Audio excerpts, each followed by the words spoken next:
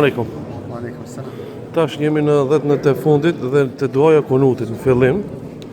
A ka mundësi bërëm që të 3 lutjet e para me naj përkëthi kështë, çfarë kuptimi ka këse?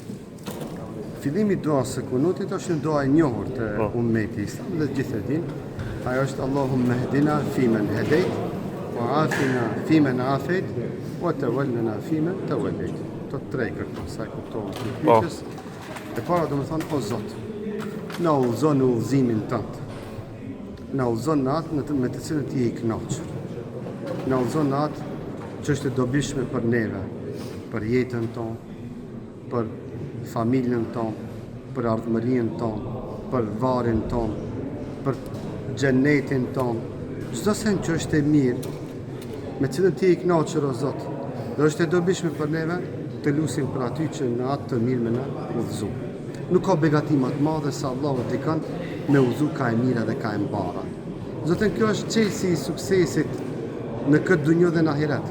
Çelësi i fitores së madhe, me fitu një jetë në paqë, në mirëqenie, në rahati shpirtërore dhe me jetu një jetë të varit të mirë dhe me jetu një jetë në ahiret në xhennet së bashku me njerëzit e mirë.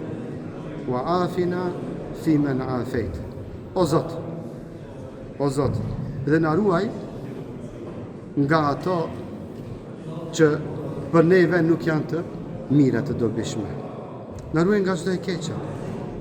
Muafat, do të thonë që Zoti më trujt diçka prej.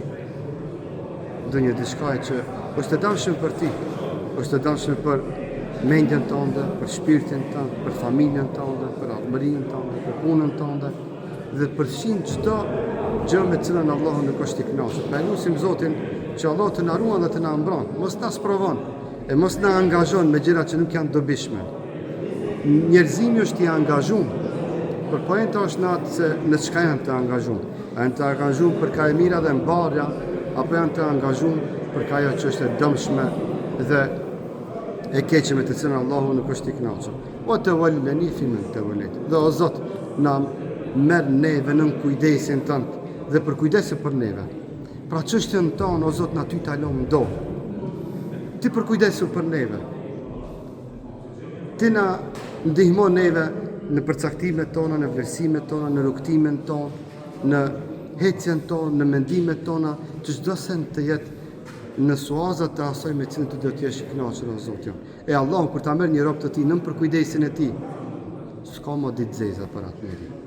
Subhanallah, vetëm këto 3 fjalë, sikurse ti i jetonim dhe të i thonim me aq bindje të fortë e të thellë që duhet të kemi si besimtar, vallahi do të na mjaftonte që të arrim lumturinë e kësaj dunjoje dhe lumturinë e ahiretit. Allahun e madh e lut që Allahu gjithëve të na udhëzon ka e mira dhe ka e mbara. Zotin e madh e lut që Allahu të na ruan dhe të na mbron nga çdo gjë e cila është e keqe dhe e kodë e dëmshme për neve. Dhe Zotin e madh e lut që gjithëve neve të na merr nën për kujdesin e tij e të na ruan dhe mbron nga çdo send me cilën ai nuk është i kënaqur. Zoti ju bekov dhe ju dhash të mira. Amin, amin edhe ty hoxh. Selam aleikum.